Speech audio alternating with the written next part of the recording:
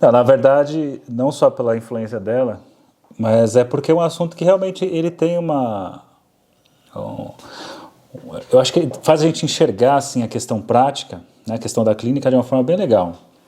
Obviamente que é introdutório o raciocínio, porque o Lacan fala disso num seminário inteiro, né? Seminário 17 inteiro falando disso. Muitos detalhezinhos na construção, e aqui vou fazer uma leitura aqui rápida, até porque o capítulo do Bruce Fink não é muito extenso sobre o assunto. E eu acho que é o que dá também para um encontro despretensioso. Mas sempre que você pega algum livro assim de introdução a Lacan ou coisas do tipo, você vai encontrar provavelmente um capítulo falando dos discursos, né? E começar a enxergar os discursos é muito legal. Começar a enxergar, começar a pensar, pô, que discurso é esse que está acontecendo aqui, é uma coisa bem bacana. E aí, se der tempo, eu faço uns comentários do artigo do Freud, que é bem bacana, assim, de sugestão de vocês estudarem. Fazia muito tempo que eu não... Eu li esse texto muito tempo atrás e precisei retomar hoje para apresentar no doutorado. Eu falei, pô, tem muita coisa legal para a gente discutir aqui, ou pelo menos lançar ideias, por quê?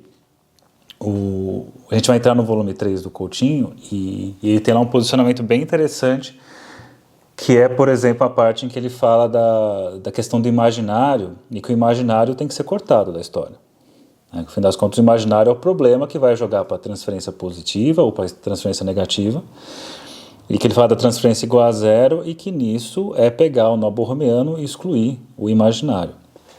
Lembrando que, a gente já falou nesse volume 2, usando o nó borromeano com mínimo sempre 3 e com aquela ideia de que quando você elide um dos nós, você tem algum tipo de quadro, né, de situação, não sei como poderia chamar isso, mas se você tem, por exemplo, imaginário e simbólico sem real, você tem só o sentido absoluto do imaginário, ou os múltiplos sentidos do simbólico, você tem a dimensão da paixão. Aquela coisa, paixão e amor, né? Você tem esse estado aí.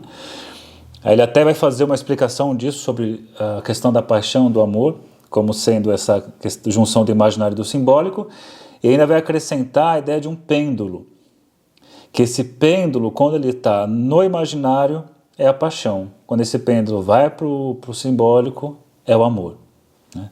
Mas que independente disso, o amor, ele não tem essa dimensão real, a paixão não tem a dimensão real. É isso que tenta, melhor dizendo, não é que não tem, tenta esquecer que existe isso. Até sei lá, recentemente estava conversando em casa e a gente chegou num ponto assim, porque quando a gente começa a gostar de alguém, amar alguém, sente uma leve tristeza, um leve pesar, foi uma pergunta que apareceu. E fiquei pensando nisso, né? A ideia de quando você começa a amar, você quer jogar o real para longe, porque é uma coisa que você quer perder, essa pessoa, alguém, essa situação. Então você tem isso. Pensando quando você tem o imaginário e o real, e você descarta, né? Você elide o simbólico, você está no discurso ali, naquele cenário do ódio. Relação paranoica, relação ou você é igual a mim, e é digno de amor porque você é igual, né? Ou você é diferente, eu te destruo. Não existe possibilidade de doer, é só o ou eu ou o outro. Isso é bem perigoso, né? Isso é um detalhezinho bobo que a gente pode pensar, que a clínica visa sempre isso, avançar para o né? Por que tem que ser uma coisa ou outra? Tem que ser uma coisa e pode ser outra, e outra, e outra, e outra. Inclusive a gente comentou aqui na penúltima para falar daquela interpretação em equívoco, que ela abre muitos sentidos, né? E como ela abre muitos sentidos, dali pode ser isso, pode ser aquilo, e aquilo outro, aquilo outro. E aí vem a terceira possibilidade, quando você tem ali a elisão do imaginário, que você está no discurso, no cenário da ignorância, que você tem o simbólico com seus duplos sentidos, você tem o real sem sentido, mas não tem nenhum tipo de sentido que fixa, que é a dimensão do imaginário, né? E que eu faço a leitura que isso é ruim também, se você não tem imaginário, porque você está sempre deslizando, sempre pode ser tantas coisas e nunca se fixe em nada, né? Por mais que você fale assim, para que a gente não sejamos seres estáticos, em certos momentos a gente tem que se objetivar e tem que falar, falo desse lugar aqui. Que é aquela coisa que a gente já discutiu em outros momentos aqui, conversou, em outros grupos também, de quando a pessoa não quer ser classificada de nada e quer falar em nome de alguma coisa. Quando você fala, você está se posicionando. Você pode não querer, mas você está se posicionando em tal lugar. E que na clínica eu enxergo que passar pelo imaginário também é algo necessário, estabiliza, né? Dá uma estabilização que a gente precisa. Até mandei para vocês a indicação do vídeo da Maria Rita Kell, em que ela está falando sobre... É um ponto bem interessante. Ela fala um pouco no clima ali do Tempo e o Cão, que é o livro dela sobre depressões, e que ela coloca a ideia do imaginário ser eliminado, e o quanto isso deprime a pessoa, porque você fica numa realidade cinzenta. O que colore a fantasia, o que possibilita a fantasia é também o elemento imaginário. E pensar numa clínica que o imaginário está excluído, né, tem que sair da história, que tipo de coisa levaria? Que é uma clínica do real, né, aquela última clínica do Lacan. E que você vai ter, nesse momento, posicionamentos diferentes. Pessoas que concordam com essa linha que o Lacan segue, pessoas que discordam, acho que não é tanto por aí. Né? Você vai ter o Antônio Quinelli, é um cara que fala, não, ele fala, a questão é o 3, o Novo Romano 3. Você vai ter, então, essas diferenciações. Se você pega, por exemplo, o livro do George Forbes, A Clínica do Real, é interessante o jeito que ele apresenta. Né? É que o Forbes ele apresenta de uma forma que eu acho que é muito legal o que ele traz, mas eu acho que não condiz com a proposta do Real do Lacan. Acho que ele traz uma ideia interessante, mas ele ainda fica usando o imaginário na história. O imaginário não como uma fixação absoluta, mas como um ponto de descanso, de estabilização. Por isso que o texto do Freud aqui, se der tempo de comentar, é legal. Construções na análise, como mostra uma dimensão imaginária que pode ser muito útil. Mas, quando a gente entrar aqui no Fundamentos 3, vai ter um dos encontros que a gente vai falar da transferência positiva, a transferência negativa e a transferência zero. Que nesse caso a gente tem essa ideia do que o imaginário tem que ser eliminado, ele sai de cena. Né? Mas aí tudo bem, aí a gente vai discutindo isso. E se tudo der certo, o grupo for ficando mais parrudo aí, com o tempo a gente começa a trazer casos clínicos e aí dá para começar a pensar que clínica que a gente está falando. E não que a gente tenha que concordar todos no grupo com a mesma clínica, né? Acho que isso é muito legal também, poder estar num grupo que você pensa, não, eu acredito que tem que ter essa dimensão, a outra diz, não, mas eu acho que tem que ter tal coisa, e por aí vai. Então, no Fink, Bruce Fink. É isso aí, então aqui no Fink é o capítulo 9, os 4 discursos, em que ele vai trazer, vou seguir aqui para um textinho tranquilo, acho que dá para ler em algumas partes, tá? Que começa assim, né? Ó, vocês têm aí, né? A psicanálise lacaniana constitui uma teoria muito poderosa e uma prática socialmente significativa. O Lacan é super pop, não tem jeito. Você vê aí, o Zizek é pop, o Safatli é pop, a galera, a Kell é pop. No entanto, ele não é uma visão de mundo totalizada ou totalizante.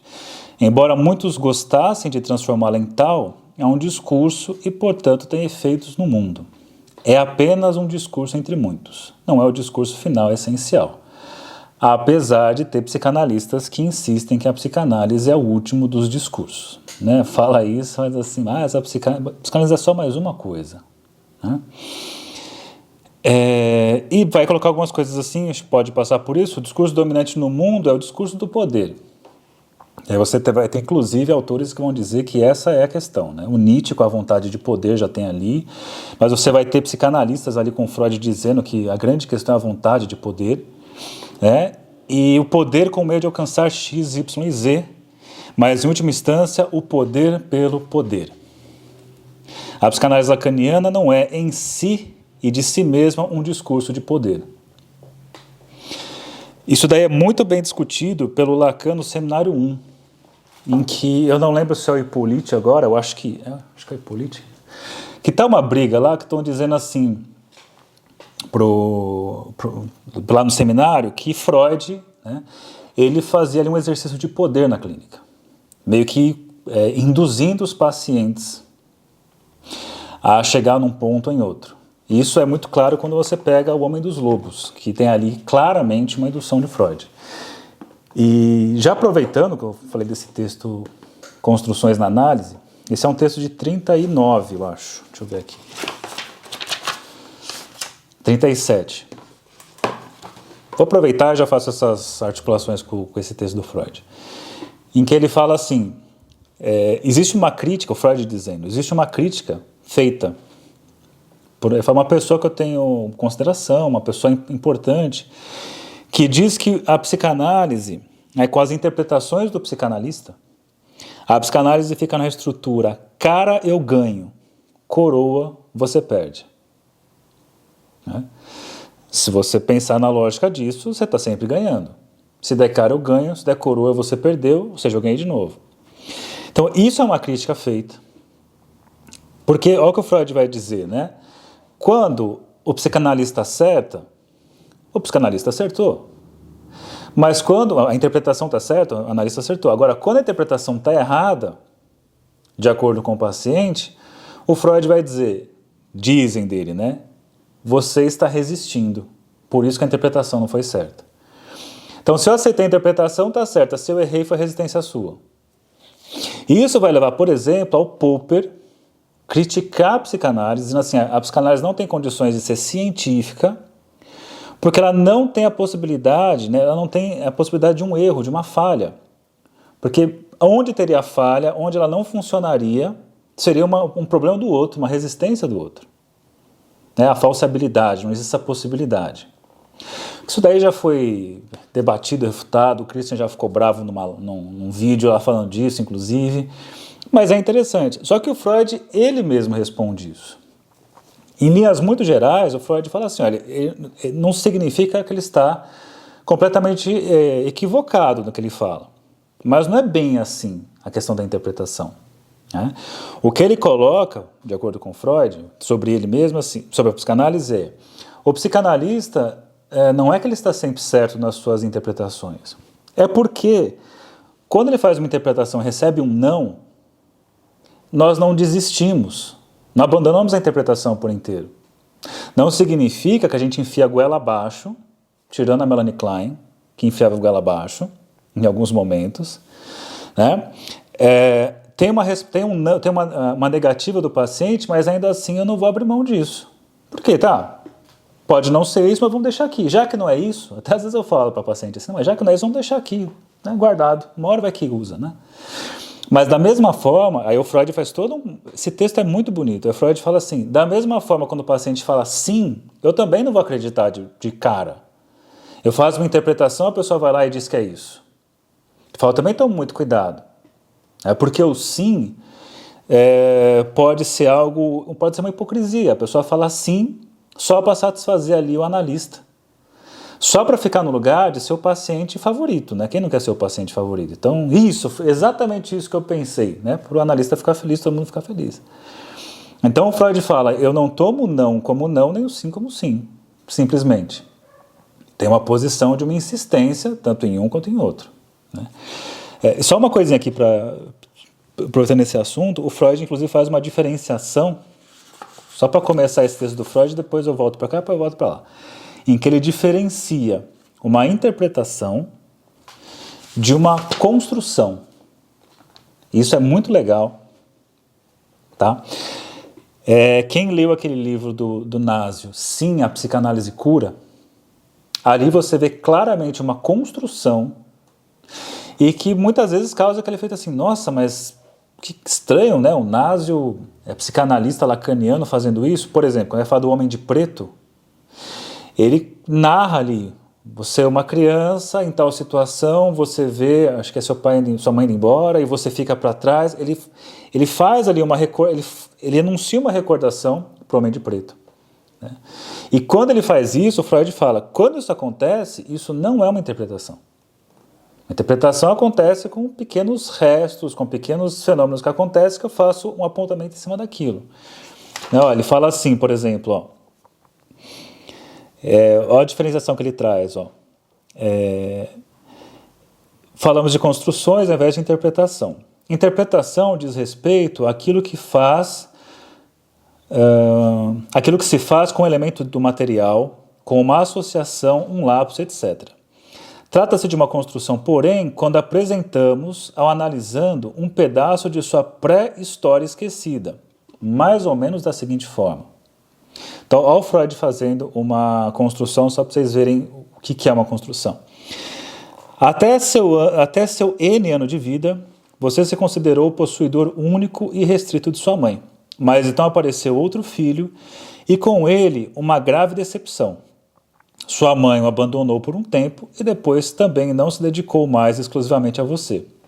Seus sentimentos para com ela se tornaram ambivalentes. Seu pai adquiriu um novo significado para você. E assim por diante. Então, isso é uma construção e me parece que é uma construção muito imaginária. Você cria ali uma situação, lá, um momento da história da pessoa, para a partir daí ela começar a pensar em algo. Feito pelo próprio analista, e que o Freud fala, simplesmente você faz essa comunicação, isso leva um tempo para você fazer, você não comunica isso logo de cara, obviamente. Você faz uma comunicação, uma aceitação imediata, um sim do paciente, o Freud desconfia. Um não do paciente, Freud também desconfia. É isso que ele está falando. Eu faço essa intervenção, mas se ela é válida ou não, é o próprio processo que vai mostrar.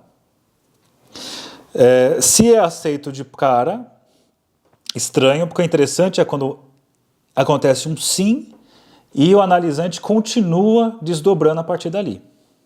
Então, a partir dali, continuar, porque é verdade, eu penso nisso. Ou seja, eu dei um elemento que foi meio que um motor para fazer o simbólico continuar no seu trabalho. Aí é legal. Né? E da mesma forma, né, com a negativa do paciente, se não é uma negativa total. Não, eu não concordo com tal parte, eu acho que é isso. Me parece que aqui eu penso mais assim com relação ao meu pai. Então, você tem aí, não é uma negativa total. Então, essas maneiras, esses desdobramentos são interessantes para a psicanálise, né? Isso é interessante para o processo. O Freud até coloca o questionamento, que poderiam dizer assim, tá, mas e se eu fizer uma construção errada? Qual que é o prejuízo? Ele coloca, o prejuízo é só perda de tempo, porque não vai acontecer nada, porque ela não tem efeito sobre a pessoa. Então, quando a construção ela não é a construção correta, ela não tem efeito. Então, por isso, assim, é perda de tempo. Falou, tá, né? Não causou efeito nenhum, tá bom. Agora, se faz a pessoa falar, se faz a pessoa negar uma parte e mostrar a parte que nega, ele fala em situações de reação terapêutica negativa, quando o paciente está naquela estrutura de não posso melhorar, por exemplo, né, tem aquelas características, ele vai dizer que uma intervenção piora o estado do paciente. Né, o analisante fica pior quando a construção é correta, porque é mais próximo do desejo. Quanto mais próximo do desejo, maior o apavoramento que a pessoa fica. Né, até fiz uma live ontem falando do livrinho da Eliana, Prostituição Eterna Feminina, que ela coloca isso, é bem legal. Né? Quanto mais próximo do desejo, mais apavorado você está. Então, quanto mais acertada uma construção, muito provavelmente pode levar essa piora ao sujeito. Então, essas coisas todas aqui, agora voltando para o raciocínio que eu estava, que era aquela crítica, né? Se o Freud faz um exercício de poder, e que o Lacan vai dizer não, porque quando você pensa na ideia de livre associação de ideias, se é uma livre associação, não está sendo uma imposição por parte do analista. É uma livre associação, não tem exercício de poder aí. Mas tem aquilo que o analista acaba elegendo ou pensando em construções, como eu trouxe para vocês. Mas claramente nas construções não é exercício de poder, pela forma que o Freud coloca. Você coloca isso pode ser descartado, isso pode ser dito um sim e aguarda, um não e aguarda, mas não tem uma obrigação, você tem que aceitar dessa maneira porque é dessa maneira. Né? Apesar de ter analistas que fazem isso. Mesmo ali quando eu falei da Klein, você pega assim, o caso Dick, ela faz umas intervenções que é maluca, mas a coisa funciona. Faz o Dick se movimentar, então alguma coisa funcionou. Cabe aquela questão, mas a que preço? Não sabemos, né? Mas funcionou. Então, voltando para cá, então, ela utiliza um determinado tipo de poder na situação clínica, um poder que é injustificável, de acordo com muitas escolas de psicologia americana, onde a autonomia, leia-se eu, do cliente é sacrossanta e deve permanecer desimpedida e incontestada. A psicanálise utiliza o poder da causa do desejo para provocar uma reconfiguração do desejo do analisando. Isso aqui é uma das coisas mais difíceis para a gente conseguir fazer na clínica, internalizar, entrar nos nossos ossos, né? O poder da causa do desejo, que tem a ver com a ética da psicanálise e que tem a ver com aquela coisa dificílima de entender para além do intelectual, que é nós não queremos o bem dos nossos pacientes, dos nossos analisantes, né? A gente quer que ele deseje, não o bem. O bem é sempre muito perigoso, só que obviamente quando eu falo bem, cada caso, cada pessoa que se atende, cada momento da análise pode significar uma coisa diferente.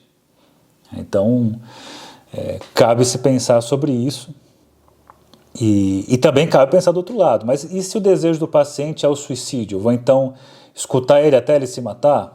É esses impasses que a gente pode ficar discutindo aqui até amanhã e não vamos chegar numa definição. Mas pegando o Gabbard ali em estudos quantitativos, que ele é psiquiatra norte-americano e adora isso, ele coloca ali os vários quadros que ele foi pesquisar de pessoas que se mataram, elas quiseram se matar e se matam. Ele traz até um caso bizarro da pessoa que estava presa num quarto, né, trancada num quarto, sem roupas, estranho isso, mas enfim, só com um colchonete no chão e a guarda passava de 15 em 15 minutos para observar, porque era uma pessoa com alto risco de suicídio. E essa pessoa, nos intervalos de 15 em 15, ela ficava pulando no colchão e ela conseguia acertar a cabeça no teto. E numa dessas rondas de 15 em 15, ela conseguiu acertar de tal maneira que quebrou o pescoço e morreu. Para dar um exemplo de quando a pessoa quer se matar, ela vai se matar e você pode fazer o que for que ela não vai segurar. Né? E acho que cabe também aí aquele filme... Não lembro agora o nome, acho que é Mar Adentro, que eu comentei uma vez, do Javier Bardem, que ele fica tetraplégico porque ele vai mergulhar e ele fica tetraplégico e ele não quer viver tetraplégico, ele quer a eutanásia. E ele luta pelo direito de sofrer eutanásia. E é muito legal esse filme, que tem uma hora que vem um padre para tentar convencê-lo do quanto a vida é bela, o quanto Jesus, os papos de sempre, né? E chega a ser cômica essa parte, porque as provocações que ele faz com o padre. Então, também é um desejo legítimo isso? A gente tem que escutar isso até que ponto a gente escuta isso? Enfim, eu tenho escutado pessoas assim na clínica e realmente é difícil, que você fica... Quando você pensa como psicólogo, CRP... Setembro Amarelo, você pensa de um jeito. Quando você escuta como psicanalista, você tem que escutar outra coisa, você escuta outra coisa, enfim, causa essas divisões na gente.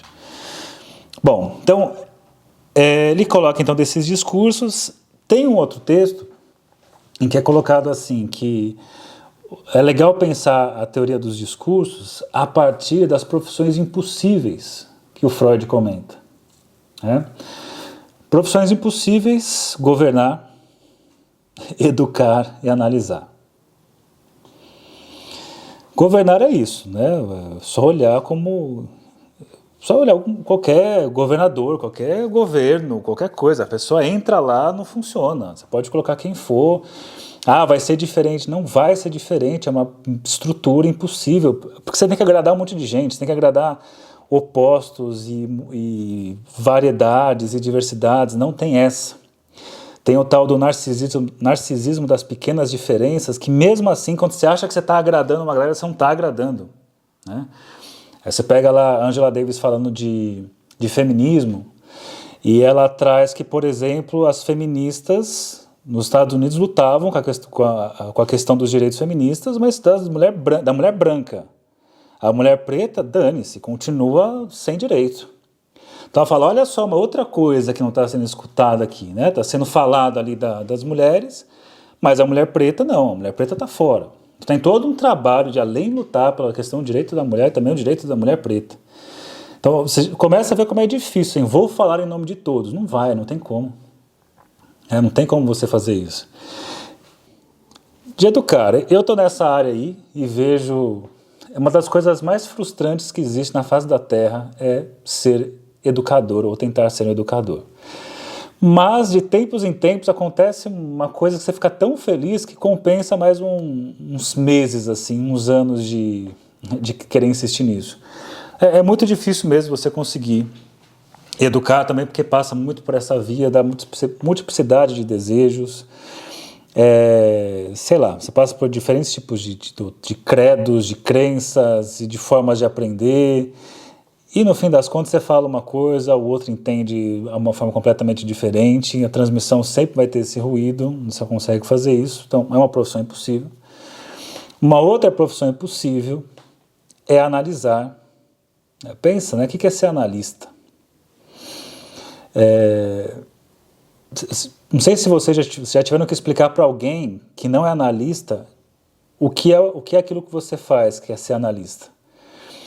Porque a pessoa vai perguntar se é tipo psicologia, e não é.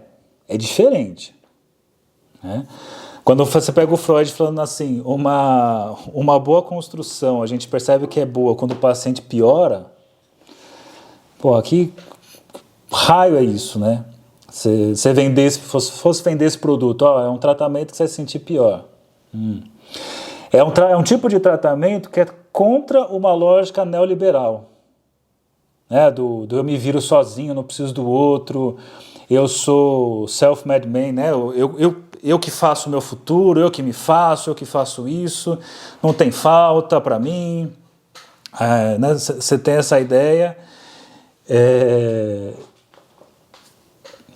e aí você pega assim um discurso, uma vez me chamaram, já devo ter falado isso aqui, mas já me chamaram para dar palestra assim, em empresas, né, startups, por exemplo, e para falar, né, para estimular o pessoal. Eu falei, olha, se eu por acaso entrar numa empresa para falar sobre psicanálise, se der certo o que eu tentar transmitir, as pessoas vão pedir demissão, né, ou pelo menos vão começar a atacar os chefes, né, alguma coisa muito ruim vai dar, porque vai contra uma lógica assim de adaptação, de se sujeitar a uma série de coisas. Não sei se vocês já leram alguma coisa do Christophe Dejoux, que é um psicanalista francês que fala de condições de trabalho. Você lê um livro do cara, nossa, né, eu lembro que uma pessoa uma vez me procurou assim, eu vou dar uma palestra num lugar, o que você indica? Eu indico que você não fale de psicanálise, porque muito provavelmente vai dar um puta do mal-estar, que vai contra a lógica do que a empresa quer colocar ali. Né? Então, ou seja, é impossível. A gente insiste nisso, né? É impossível, mas a gente insiste nisso aqui. E por isso que também quando falam assim, mas a psicanálise é uma pseudociência, isso me dói zero. Não sei se para vocês dói alguma coisa, assim, nossa, não é uma ciência. Porque em termos clínicos, em termos de dia a dia da nossa clínica, dane-se. Né? E daí? Esse ponto nem me interessa aqui, na verdade. Acho que tem uma dimensão epistemológica que é interessante, do discurso das ciências mesmo. Aí só que você entra nas ciências humanas, você tem lá o Gadamer, que é um cara das ciências humanas, do método nas ciências humanas, que coloca a psicanálise num lugar interessante. Você tem essas discussões, mas para o nosso dia a dia, na clínica, não vai fazer diferença. Então, tem tudo para dar, né, esses lugares impossíveis. E aí o Lacan acrescenta a outra impossibilidade, que é desejar. Essa coisa muito confusa que é desejar. Que a gente deseja quando tem, não é exatamente isso, quando está muito perto dá náusea, quando se afasta... É bem a relação das pessoas com o anel do Senhor dos Anéis, né? Elas todas querem usar o anel, quando estão próximas começam a disputar loucamente, quem se apropria, coloca no dedo, passa mal, começa a ficar meio surtado ali, e que no fim você não pode botar no dedo, é um anel que você tem que andar pendurado ele no pescoço, é muita relação nossa com o desejo. Então, se a gente for pensar nessas quatro impossibilidades, governar, educar, analisar e desejar, eu começo a pensar, os 4 discursos são montados em cima disso. Impossibilidade de governar, discurso do mestre. Impossibilidade de educar, discurso universitário. Impossibilidade de analisar, discurso do analista. Impossibilidade de desejar, discurso da histérica. Então aí você já começa a pensar, tem uma certa lógica então. Então eles aparecem, são discursos, são 4 papos, e como todo bom papo tem que ser furado. São 4 tipos de papo furado. Papo furado do mestre, papo furado do universitário, papo furado do analista e o papo furado da histérica. Porque essa ideia do papo furado é legal, né? Tem um furo ali, tem um negócio que não funciona muito bem, não. Mas vamos lá. Um bom caminho, então, para começar... E depois ele faz umas explicações, mas acho que ele apresenta numa ordem um pouco ruim aqui, mas vamos lá. Se vocês tiverem o livro aí, na página 161, ele vai colocar a estrutura, né? A estruturazinha aqui, os 4 discursos, em que você tem agente, aí você tem uma flechinha para o lado, tum, outro, aí depois embaixo do outro você tem produto / perda, e depois embaixo do agente você tem verdade. Tá? Normalmente é assim que se lê, no sentido horário. Por mais que você tenha aqui, você não lê assim, ó, agente sobre verdade, outro sobre produto, perda. Na verdade, você lê como se fosse o relógio andando, né? No sentido horário. Então, agente, o outro, produto e a verdade. Então, uma coisa nós já começamos a pensar aqui, né? A psicanálise é um discurso não totalizante, beleza. Ela sabe que sempre o papo é furado, também legal. Aí ela pega, basicamente, em Freud, 3 situações furadas. Governar, educar e analisar. Lacan acrescenta uma 4ª, desejar. Isso ele monta 4 ideias dos discursos que são furados. Discurso do mestre, discurso universitário, discurso do analista e discurso da histérica. Agora, para entender, acho que mais fácil de onde vem esse raciocínio, é o Lacan falando, né? Quem fez aí o trabalho com o Lacan viu, mas quem não fez também sabe, o Lacan sempre volta no raio da dialética senhor-escravo. Sempre, sempre, sempre, sempre.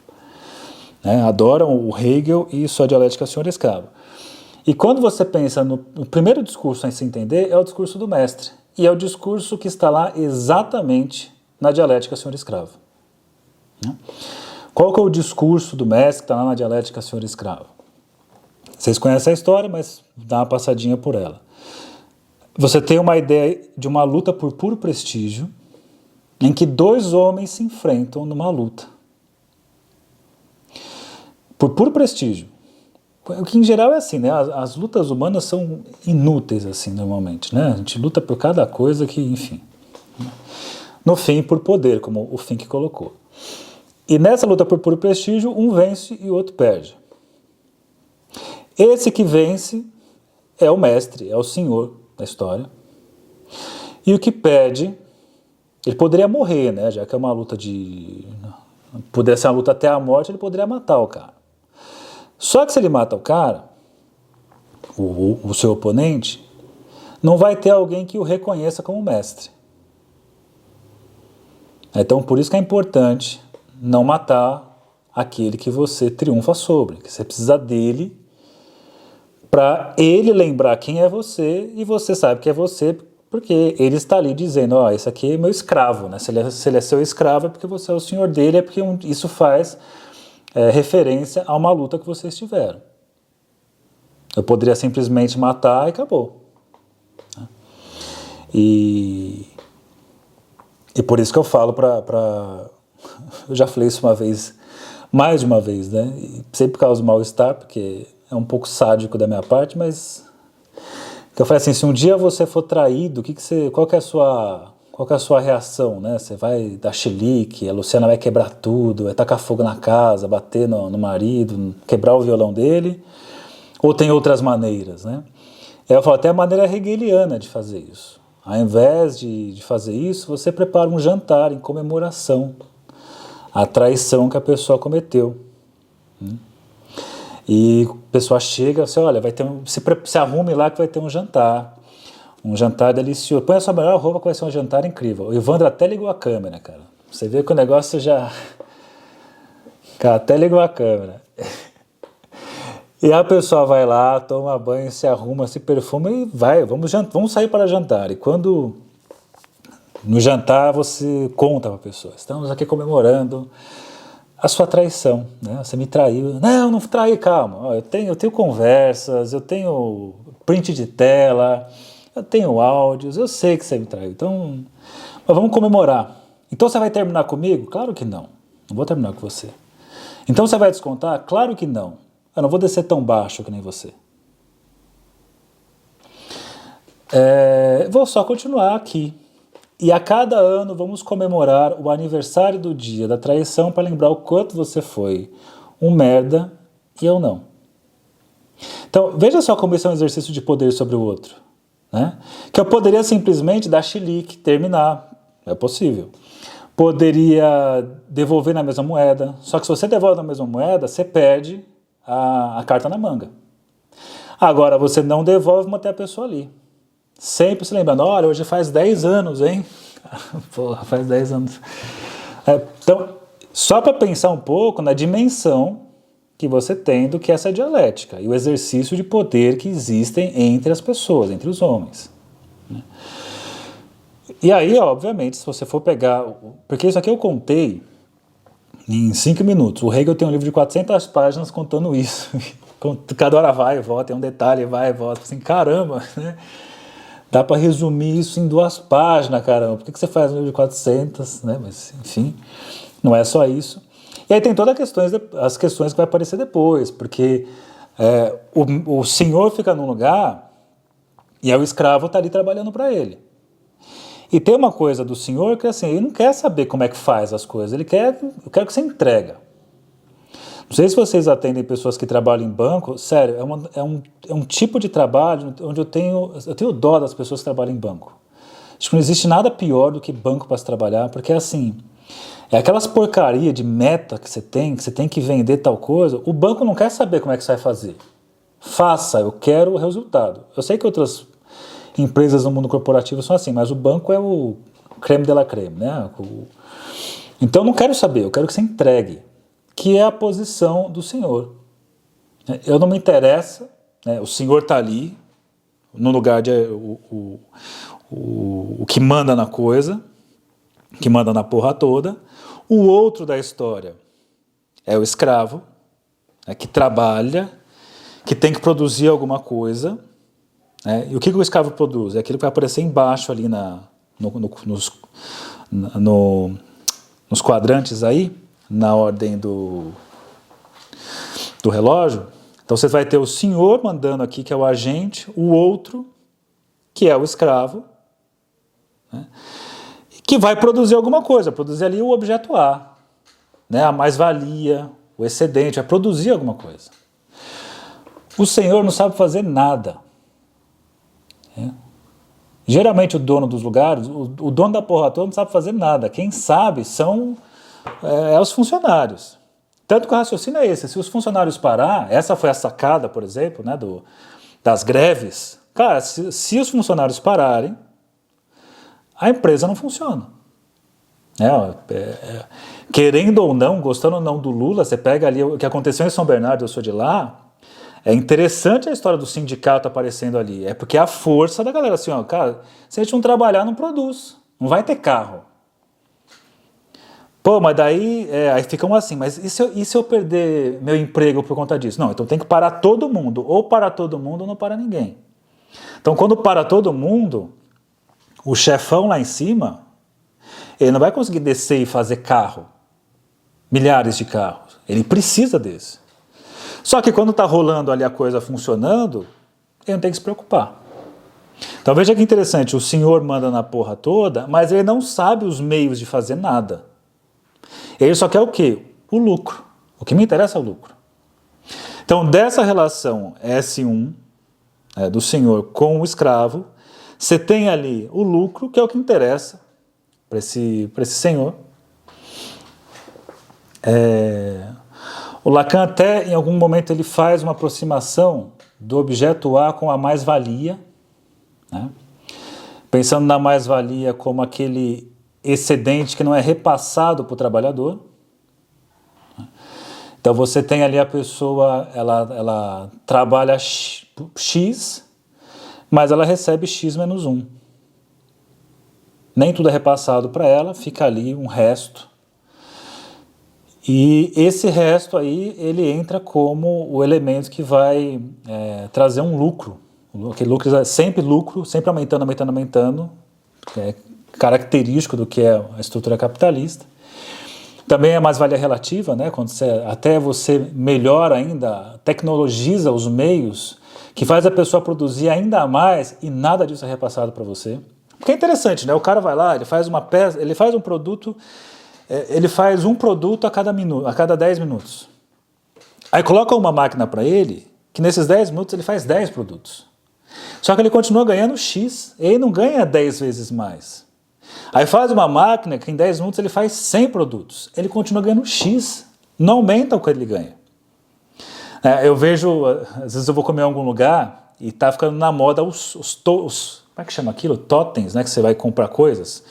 Eu fui na Leroy Merlin, você vai lá, a mulher assim toda animada, olha, ao invés de ir no caixa, você pode ir ali. Aí você vai lá, você passa o código de barra, não sei o quê, ela toda feliz. Eu falei, você sabia que isso aqui é o fim do seu emprego e sua demissão daqui a um tempo? Ela, como assim, moço? Eu falei, porque isso daqui, eles estão testando agora, porque a hora que não precisar mais de humanos, tchau para você e paga 0 para a máquina.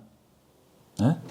Então é a coisa que vai acontecendo, a pessoa a gente não percebe, né? E muito provavelmente eu estou fazendo alguma coisa nesse sentido que eu também não percebo, e alguém percebe em mim. Então esse excedente aí, né, a gente pode pensar que é a própria ideia da estrutura do desejo, né, que tem alguma coisa que está sempre para além.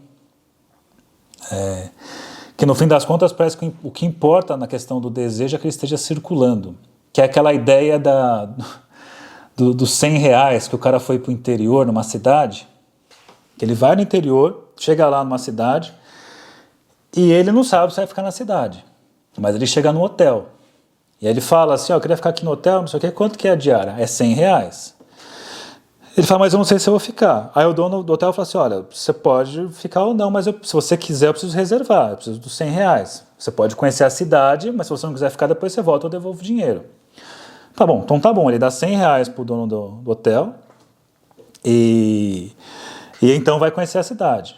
O dono do hotel, assim que pega os 100 reais, ele liga para um fornecedor que estava devendo 100 reais, fala assim, passa aqui que eu tenho o seu dinheiro, e dá 100 reais para o fornecedor. Esse fornecedor pega esses 100 reais, né, fornecedor de, sei lá, de pão de manhã, entrega isso. Esse cara do pão fala assim, putz, ainda bem que ele me deu 100 reais, eu vou entregar para o cara que vende a farinha, que eu estou devendo 100 reais para ele. Aí vai lá no cara da farinha, dá os 100 reais... Esse cara da farinha vai lá no boteco, que ele almoçou o mês inteiro, dá os 100 reais no boteco. O cara do boteco, ele vai até a Casa da Luz Vermelha e paga lá a cafetina pelos programas que ele participou. E a cafetina fala, putz, tenho 100 reais aqui, eu preciso ir lá no hotel pagar, porque eu usei os quartos de lá. Chega no hotel, dá os 100 reais pro dono do hotel. O dono do hotel pega os 100 reais, o cara conheceu a cidade e fala assim, não vou ficar na cidade, devolve meus 100 reais. Devolve os 100 reais, todo mundo foi pago e o dinheiro só circulou. Né? É muito louco, isso é o desejo assim, tem que circular igual o dinheiro. Então essa é a ideia. Então nessa estrutura você tem esse senhor como o agente e o outro, né, o escravo aí que ele sabe, que é o S2, é um saber. Você tem um produto disso, que é o objeto A, e sim, no sentido do relógio, embaixo do senhor aqui, eu tenho o quadrante que chama a verdade. Qual que é a verdade? Assim, o que está oculto nesse mestre aí, nessa história? O que está oculto aí nesse senhor? O que está oculto é que ele depende do escravo para ser senhor. É que ele é faltante. É que ele, no fim das contas, é o escravo. Porque ele depende do outro. Só que se ninguém conta a verdade, ele pode continuar ali. Ele pode continuar ali fingindo que é senhor da coisa. Então, por isso que é um discurso furado. Ele é mestre, mas é mestre porque mantém nesse lugar. Mas a verdade é que ele é um sujeito faltante como qualquer outro. Não é mestre coisa nenhuma. Então, esse é o discurso do mestre. S1, que é o significante mestre, o significante não senso, é o significante, é porque é, ponto final. Que alguns colocam assim, o significante mestre são aquelas palavras, né, aqueles significantes que aparecem no discurso do sujeito sempre com força, sempre aparece aquilo, né, o sintoma às vezes chega como significante mestre, tal coisa, ou sei lá, a tristeza, a depressiva, ou não sei o que, aquele significante que sempre está ali, que ele não diz nada, mas que, pensando aí numa análise, ele vai começar a necessitar de uma construção de saber sobre ele, vai começar a falar sobre isso. Então, acho que a ideia, se a gente for pensar, né, essa questão, de pensar em tipos de atendimentos que tem essa estrutura. Então a gente pode, sei lá, a gente vai pensar no discurso médico, pelo menos antes assim, na figura do médico, o médico mandava e é para fazer isso aqui, ponto final. Né? O médico manda, o outro, o paciente ali fica nesse lugar do escravo, né, que vai fazer, que vai seguir exatamente o que está sendo dito, né? E é legal pensar nisso porque esse médico ele é tão humano quanto qualquer outro, que ele adoece também, que ele fica mal também. Ou você pode colocar nesse lugar de mestre um psicólogo, ou às vezes um psicanalista também, né? Existem muitos psicanalistas no discurso do mestre. Alguns até colocam assim que o Lacan várias vezes se posicionou no lugar de discurso do mestre, que ele estava ali, ele era um mestrão, né? Ele era um showman, que chegava e tinha aquela coisa no auditório. Né? Então, o que é o discurso do mestre? Quando a gente fala de um certo autoritarismo, faz e ponto final, estou mandando, é a figura, né? É aquela figura, aquele sujeito ali que ele manda, o saber está nele, é ele que sabe, e que o outro obedece, que o outro se assujeita a isso. Que é o risco, por exemplo, né? Vamos tentar trazer porque eu trouxe aqui do Construções na Análise. Quando o Freud fala assim, de fazer uma construção, mas não é enfiar a goela abaixo, você tem que aceitar a construção que eu fiz. Que aí seria aquele exercício de poder, a crítica, acho que é o Hippolyte que faz, né, no Seminário 1. Que ele fala, é feita uma construção, mas isso pode ser rejeitado pelo analisante, né? Pode ser rejeitado, pode ser aceito, pode não. Essa questão de sim ou não que livra de ser um exercício de poder, um lugar de mestre. Agora, se eu tenho um analista que diz assim, não, você é tal coisa, tipo aquele cara que parece que tem acromegalia lá, não sou seu guru, né? Esqueci o nome dele. Mas é o Tony Robbins. Que é, cara, que é isso que o povo quer um mestre. O povo adora um mestre. E aí, pela milionésima vez, eu indico os irmãos Karamazov, o discurso do grande inquisidor, em que Jesus volta se achando a última bolacha do pacote. Vou voltar lá no meio da Inquisição, vou aparecer assim, cheguei, Jesus, achando que vai abafar. Quando ele chega, olham para ele assim, não é Jesus? Ele vai ser crucificado amanhã então de novo para deixar de ser xereta. E ele vai preso e o cardeal tem uma conversa com ele, na verdade é um monólogo, né? Muito bonito esse monólogo, em que ele fala para Jesus, Jesus não abre a boca, né? Em que ele fala para Jesus a posição do homem. Fala que o homem troca Deus, Jesus, por um pedaço de pão. E que esse papo de livre-arbítrio é um grande erro, porque o homem não suporta existir sem ser obedecendo a alguém. Isso é muito complicado, porque a gente tem discursos bonitos assim, não, mas temos que ser livres, mas muito provavelmente essa galera que diz assim, temos que ser livres, segue o grande cara que diz temos que ser livre, que é um mestrão ali, gente, vocês têm que ser livres, sigam-me sendo livres. Aí você fala, que dá nessas inconsistências que a Bianca encontrou ali, né? Achou uma inconsistência muito legal, naquele discurso furado do o importa é o outro e no final da história casa com você mesmo. Então, veja como é interessante pensar nisso, né? O quanto as pessoas acabam pedindo isso e o quanto na análise as pessoas chegam pedindo um mestre. que eu tenho? O que eu faço? O que eu tenho que fazer? E o analista precisa sair desse lugar, desse discurso. Precisa sair dessa posição. Beleza, isso é um começo para se pensar. Aí tem todos os desdobramentos que eu vou deixando para vocês. Vocês fritem a cabeça aí nas semanas, pesquisem, vão atrás ou esquecem, enfim. Para pensar no outro tipo de discurso, que é o discurso, uma outra profissão impossível, que é educar. Então, governar, discurso do mestre, fundado ali no Dialética Senhor Escravo, e os outros vão derivar desse. E quando eu falo derivar, aquela estrutura agente, o outro, produto e verdade, esse sentido horário, que eu tenho S1, S2, objeto A, e S barrado, S1, S2, objeto A e S barrado, que é a verdade. Então eu vou imaginar que essas coisas ou andam para frente ou andam para trás. Então, se eu der um quarto de giro de volta para frente, o que acontece? O S1 que está aqui, ele anda para cá, o S barrado sobe, o objeto A que está para cá vem aqui, e o S2 desce. Eu tenho essa ida para frente. Mas antes de ir para frente, vamos para um outro que é um quarto de volta para trás. Porque aí é uma pegadinha também.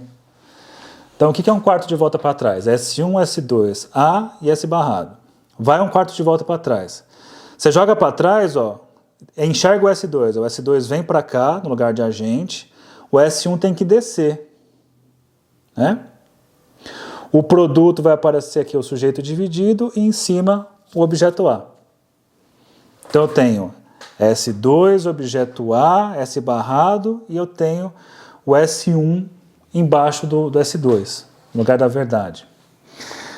Que a ideia é bem interessante, porque o Lacan vai dizer assim, o que é esse discurso universitário? É o discurso dos estudos revelam que. O pensamento, o raciocínio da pessoa, ele vai colocar no primeiro momento a filosofia nesse lugar. Todo aquele papo você pega, por exemplo, o Foucault. Tem um livro, aquele livro da série Em 90 Minutos, não sei se vocês já leram algum livro, algum volume, que é Foucault em 90 minutos, Heidegger em 90 minutos. O cara que escreve esse livro, acho que ele tem verdadeiro ódio ao Foucault, porque ele fala mal do Foucault no livro inteiro, mas ele traz uma coisa assim, que o Foucault promovia orgias com os alunos, que ele só montava grupo de estudo para pegar os alunos. O cara coloca assim, ele promovia esses grupos de estudo, mas no fim era só para essa prática, assim, assado. E que ele coloca assim, que o Foucault usava a inteligência dele, que ele não acha inteligente, falou, Foucault só jogava com palavras. O cara fica puta, fala assim, como é que um cara que é só um historiador se julga filósofo, você só está falando de fenômenos da história, não está fazendo um tipo de raciocínio efetivamente filosófico. Mas essa é a posição do cara, Porque você fala em Foucault, galera que estuda Lacan, é mais de esquerda, falou Foucault, já dá aquela arrepiada, assim, Foucault é tipo, é afrodisíaco, Mas, assim, qualquer tipo de fala filosófica, o Lacan vai dizer, mas isso é uma forma de poder sobre o outro. A câmera não está superaquecendo. Muito boa essa câmera aqui. O que é legal pensar num discurso, acho que universitário, o mais importante para a gente pegar aqui, é olhar o que está no lugar da verdade. O que está no lugar da verdade num discurso universitário? O S1, Então, o que o Lacan vai dizer? O discurso universitário nada mais é que o discurso do mestre disfarçado. Porque os estudos revelam, e toda a questão do raciocínio complexo, isso, nada mais é que uma forma de um exercício de poder sobre o outro. Então, é sempre legal você enxergar o que está no lugar da verdade. No lugar da verdade está um mestre. Então, é por isso que eu gosto de pensar muito na posição do analista, Do analista que impõe, que diz você é isso, isso e isso, é você, né, analista, psicólogo, que fala dessa forma, que não faz a construção como o Freud faz uma construção com imposição. Mas tem outro tipo também que é tão ruim quanto, que é aquela pessoa que usa a teoria para explicar o que está acontecendo. Usa leituras teóricas do que acontece na clínica, isso tem pra caramba, que são analistas meio que professores, né, até a gente poderia pensar um pouco na análise didática, se passa por aí, mas esse lugar de colocar um saber nesse lugar despretensioso do agente só revela que por trás tem um mestre impondo um tipo de pensamento para o outro. Né? Então, o Lacan vai dizer assim, não é bom nem esse lugar do mestre aí, e nem também, quando você faz um quarto de volta para trás, o lugar do universitário, porque é um discurso dos estudos, é basicamente assim, é um discurso do mestre, mas impessoal. O discurso do mestre tem ali a figura do mestre, né? Quando você vai para o discurso universitário, fica impessoal. É aquela coisa assim, isso tinha muito, nossa, os discursos são bonitos.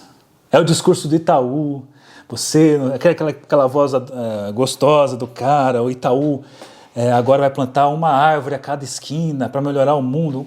Uma ova, cara, enquanto isso está destruindo famílias, pessoas, não sei o quê, enfim.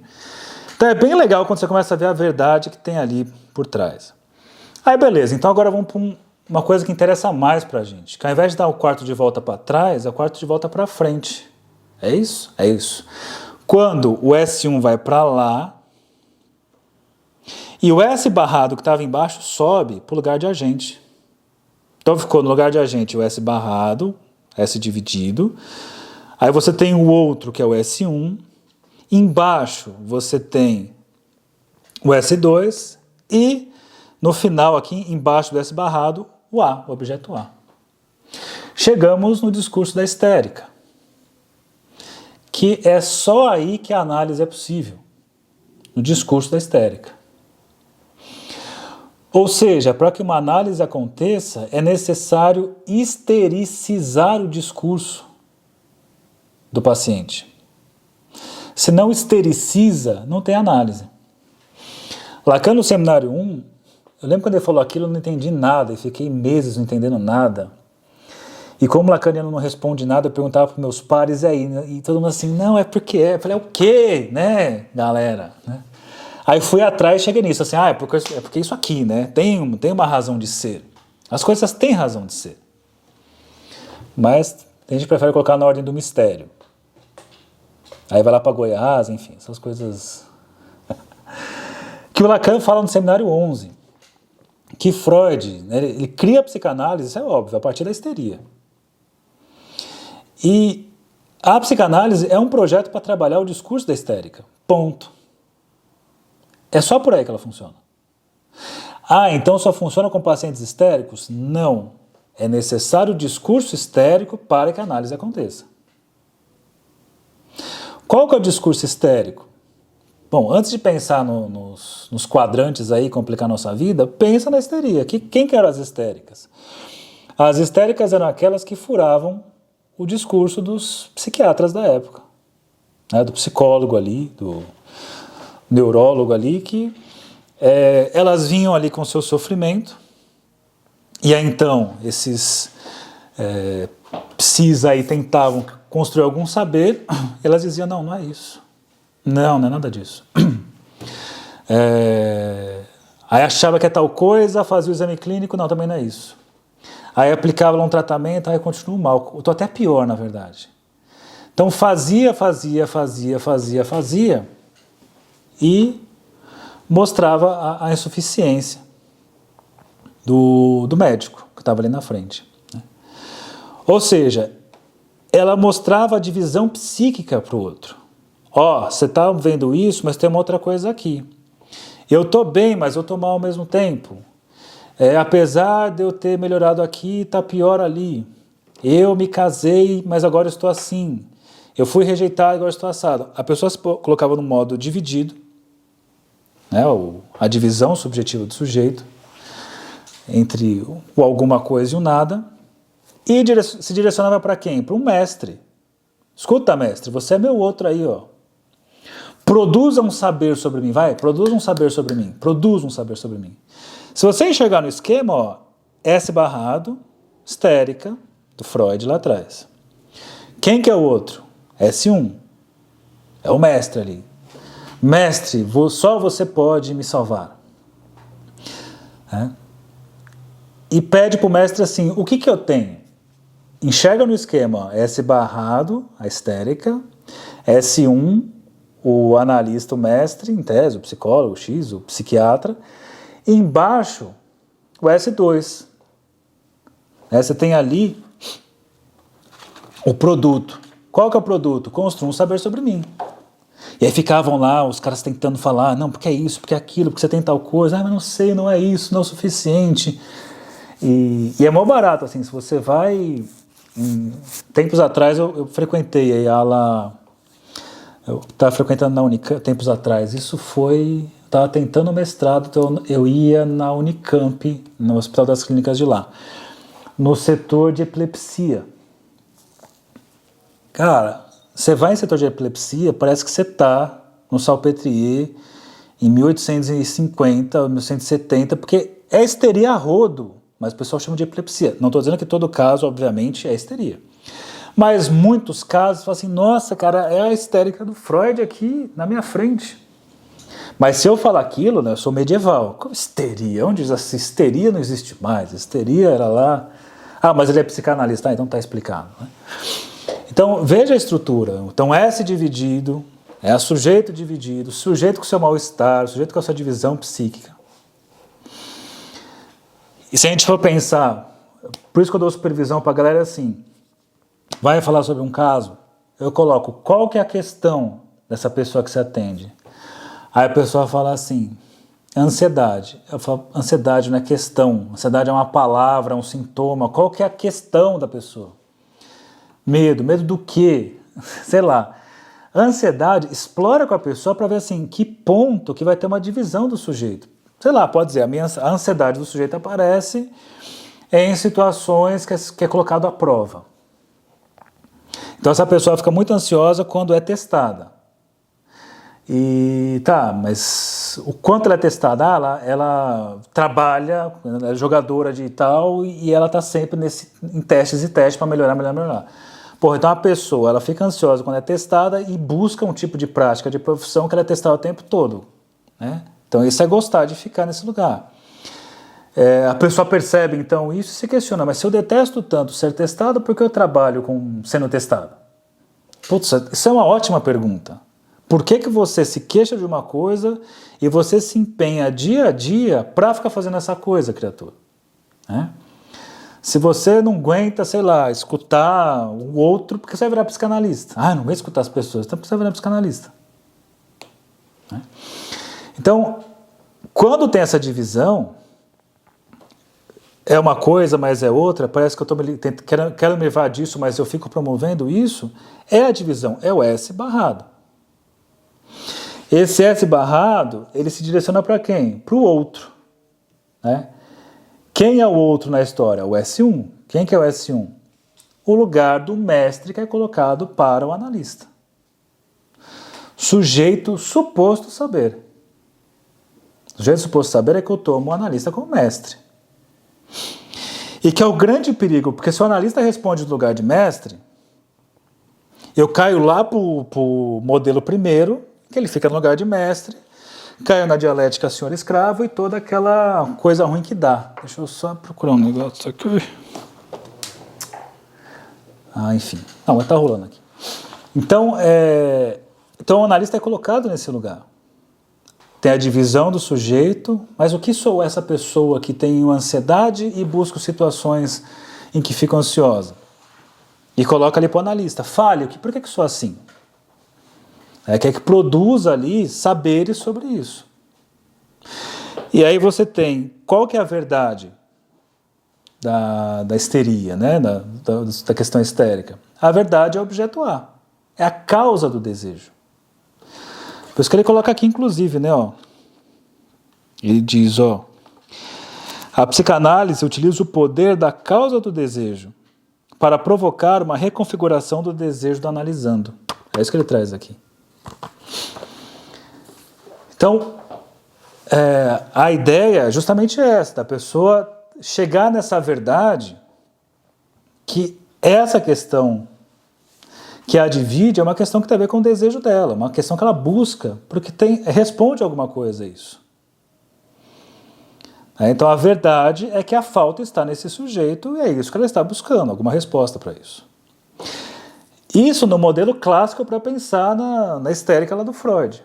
Mas isso é um modelo básico para pensar, é assim que uma análise acontece, quando o discurso se histericiza. Ou seja, um neurótico obsessivo, ele vai entrar nesse discurso. Então o neurótico obsessivo, ele vai virar histérico. Não, ele entra num discurso histérico. Não significa, por exemplo, que uma histérica já esteja num discurso histericizado. Ela precisa entrar no discurso histericizado. Qual que é esse discurso? Quando a pessoa se vê dividida, elege um analista que completa o sintoma e quer que algo seja produzido desse encontro. Não é isso? Sujeito suposto saber. Você não vai fazer análise com qualquer pessoa. Você vai fazer análise com alguém que você supõe que tenha ali um saber sobre o seu sofrimento, sobre o seu mal-estar, sobre a sua divisão psíquica. Então tenho aí. Por isso que é tão importante levar, né, em termos de análise, ao seu analisante, seu paciente, a pessoa que vai numa entrevista com você, se dividir. Porque se isso não acontece, vira uma terapia chata pra caramba, porque você fica assim, nossa, mas não acontece nada na sessão, a pessoa vem contar da semana, quando a pessoa vem... A gente até estava discutindo isso hoje no grupo, sobre quantidade de vezes na semana, né, o quanto influenciaria. Em que na leitura dos profissionais lá, com muitos anos de clínica, vai dizer que ele é uma pessoa que vinha de uma prática 4 vezes por semana e que hoje está reduzindo e chegando a 1 vez por semana. E na leitura dele, assim, é muito pouco, porque essa 1 vez por semana leva a pessoa a chegar nessa 1 vez por semana para contar da semana, porque só tem esse tempo ali, até atualizar tudo. Mas isso numa leitura que não está levando em consideração esse modelo da divisão do sujeito e direto no ponto que interessa. Por isso que o corte do Lacan é tão interessante, assim, né? Apontar para o lugar que interessa na coisa. Então, se você não pratica isso desde o começo, se você não trabalha assim, mostrando para o seu analisante ou candidato que o que te interessa talvez seja uma coisa que não tem nada a ver com que os outros acham interessante, eu volto a falar, se você começa a lidar uma pessoa dando a entender que o objetivo da análise é ela contar a semana e porque ela como ela está assistindo essa semana, vai ficar assim sempre. Deixa eu ver, essa semana, não tem nada para falar. Agora, uma boa análise é aquela que entra lá seu paciente, seu analisante, que ele estava lá na casa, na reunião, no trabalho, lidando com questões muito do dia a dia, e quando entra, deita no divã e fala assim, cara, eu não consegui ter aquela capa que eu queria. Meu irmão tinha aquela capa de super-herói, eu não tinha aquela capa de super-herói. É aquele negócio assim, em qual outro lugar da face da Terra esse cara chegaria falando isso? Então, por mais que... o cara tá lá, eu vejo muito isso assim, exemplos práticos mesmo. A paciente falando de uma fusão de empresas que ela está meio que no processo que envolve milhões. Mas quando ela entra aqui, tá nem aí. A questão é por que raios, sei lá, vou inventar um negócio assim, quando foi dar a pulseirinha, para ela foi uma pulseira de plástico e para a irmã foi uma pulseira de metal. E essa é a questão para a pessoa. Porra, por que a minha foi de plástico e a outra foi de metal? Porque, na verdade, é um assunto que é completamente fora de qualquer outra coisa. Se a gente consegue fazer isso desde o começo, mostrar que a gente está interessado em uma coisa que ninguém está interessado, a análise tem muito mais chance de dar certo e ficar com cara de análise mesmo. Aí 1 vez por semana, 5 vezes por semana, é ótimo. Né? Não tem muita questão. Claro, mais vezes por semana vai deixar a pessoa mais neurotizada a coisa, né? Mas dizer assim que não daria, né, que precisaria ficar com uma frequência maior, nesse formato que a gente está colocando aqui, não é verdade. Né? Porque eu faço análise há muitos anos e sempre fiz uma vez por semana, algumas vezes acontecia 2 vezes, com vários analistas diferentes. E são questões ali uma vez na semana que eu passo a semana que assim, meu, que coisa, né? E aquela coisa boba ali, mas que negócio lá. Aí você para e fica triste, assim, com aquele negócio besta que ninguém na face da Terra, né, sabe que você está sofrendo com aquilo.